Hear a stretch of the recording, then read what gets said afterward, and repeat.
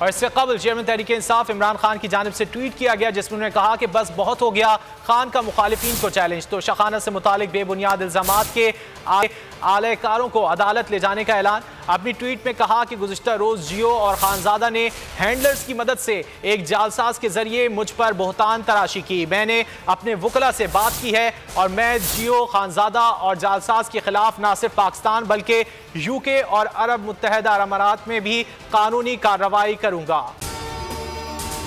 अगर आपको ये वीडियो पसंद आए तो लाइक पर क्लिक करें।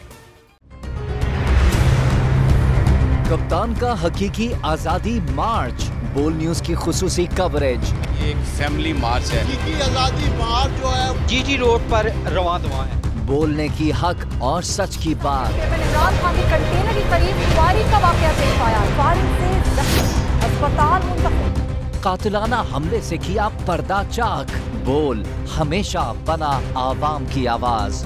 को वेलकम कहता हूं। आजादी मार्च के लिए बहुत अच्छी कवरेज की है। ये मार्च की तो जबरदस्त कवरेज। सब्सक्राइब करें और बेल दबाएं ताकि कोई खबर रह न जाए।